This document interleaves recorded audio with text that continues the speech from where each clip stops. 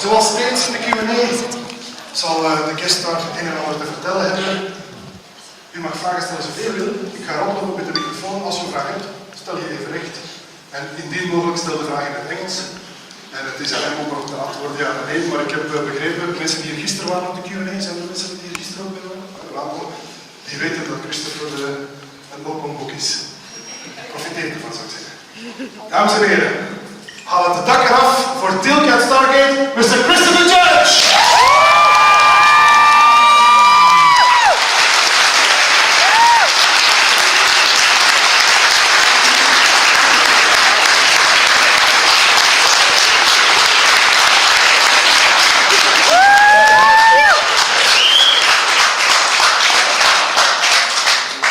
Don't stop. Continue.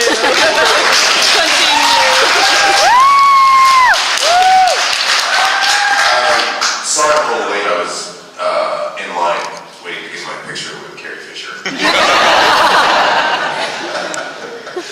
Which, everyone's going to do that, right? I mean, I'm going to. It'll be the first time I've ever done it. But I mean, how often do you get to see Carrie Fisher?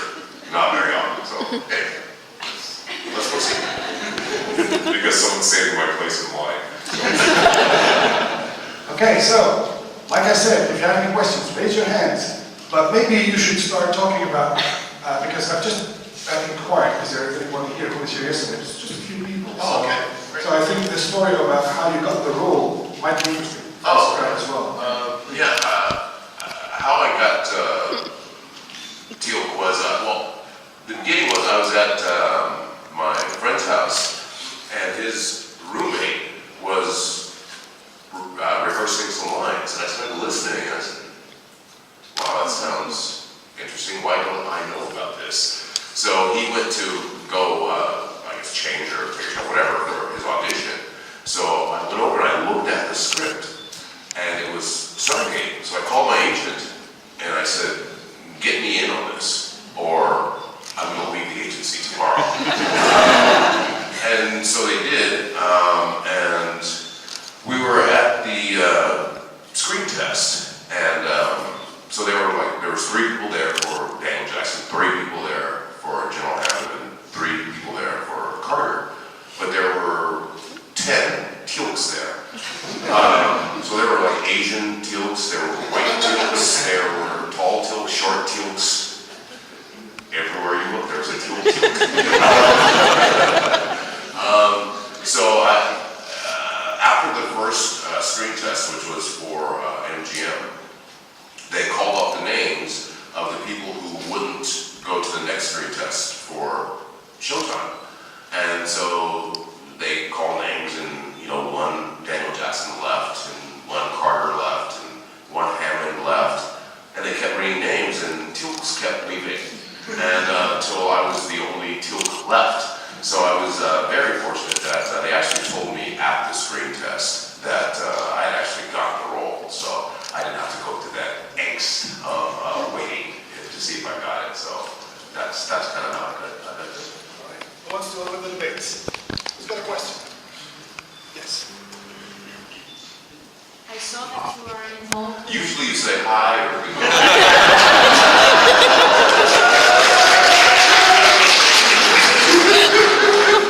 about that.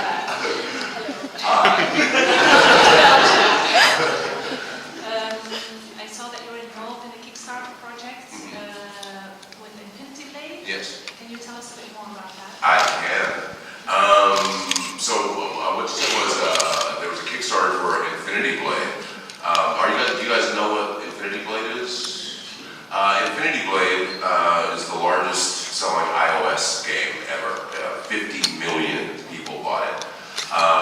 So we're doing a live action version of Infinity Blade. And we kind of pulled the Kickstarter because we got all the funding from one person. So we are actually doing it. And I will be playing Thane. The first blood of the death was high old about 6. Sacred pact. So so we start that in November. So yeah, we're very, very much looking forward to it. Hopefully that will be my next Stargate. Of course, without the gate. Good morning. Good morning.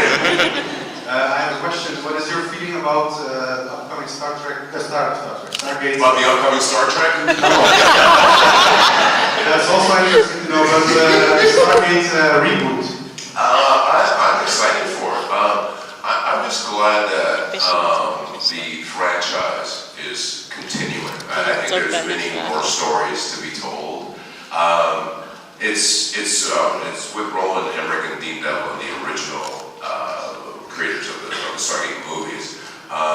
So I'm excited to see it. I don't think it's going to involve I know it's not going to involve me, because if I were to do the Stargate movies, they would have to pay the SG-1 writers, and that's not going to happen. So, but yeah, I'm just happy to see that the franchise is continuing on. So I'll be one of the first people in line to see it. Thank you. Michael is a bit too sure about it. Can I give you a hug? Yes, come. Hi. Sure. Oh, thank you. I love The Big Bang Theory. On the show you had a catchphrase, like you always said indeed. What? How did that go into existence? And can you say it again? Do the eyebrow thing. Yeah. Then you had it all. You had it all. Just get it all done at once. It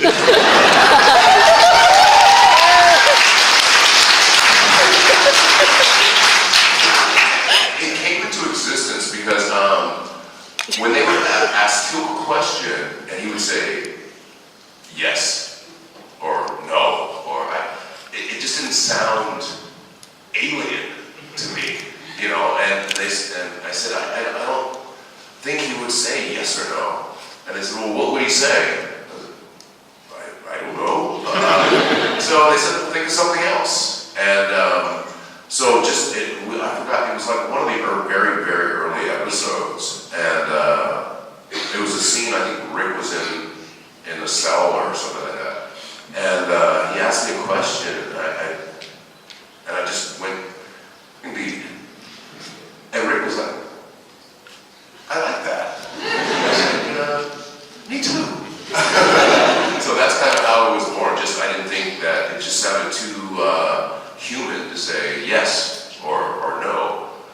So that's just kind of how it came about. Which was kind of a lot of how the writers would, they hated writing Jaffa episodes because we speak a certain way, and so they hated writing like that. So they would write it just normally and just say, well, however Teal'c would say it, just do that. And, well, okay. But then they got really lazy, so they would just make up stuff. And like the Zap, I forgot the original name of it, but it was like 40 letters and only 2 vowels. So I went to Jonathan Glasner, one of the creators. I went to his office and I said, how do you pronounce that? And he said, I don't know, you're the alien. Okay. So they did that a lot. They would just say, we don't know, you figure it out, you determine, what it is. So that's kind of how a lot of stuff happened. Like the Kelnorina is like the meditation. That happened because in the early days of the show, Teal'c didn't say a lot, which meant that I didn't have to memorize a lot, which meant that I could go out and drink at night. So I figured I could stay out all night, and I figured a great place to catch up on my sleep was on set, while the cameras were rolling. So it was it was Peter Delvey's. It was the first episode he directed. And we were at the briefing room, and it was a long scene, and I didn't have one word to say, but I still had to be on camera. So during the take, I fell asleep. says, I hear this, Chris, are you sleeping? And I was like, no, I'm not sleeping. He's like, well, what are you doing? I said, I'm meditating.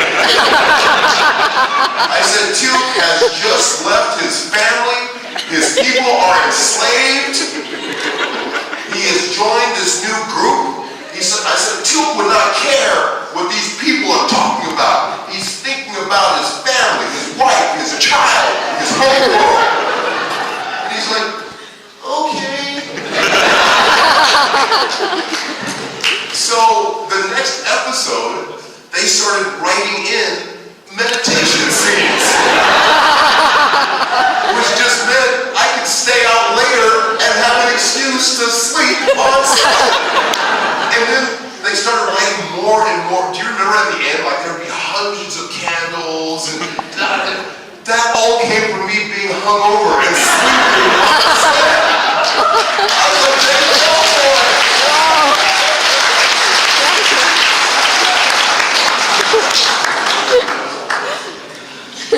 Crazy. Good morning. Good morning. When Teal'c prevented the... Are you reading your question? Je parle français, désolé. Oh, all right.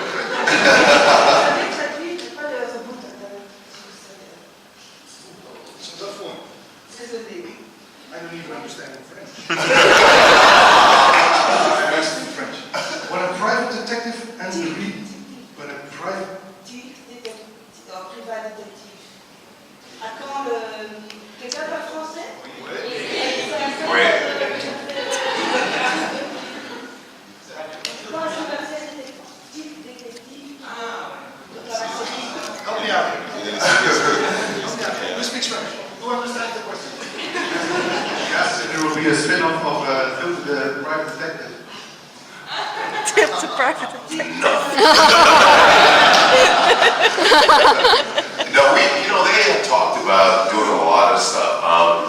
When Jolene Blaylock came on and with that whole thing, they had actually talked about spinning us off into our own show after those episodes. And, kind of just everything, everything changed in 2007.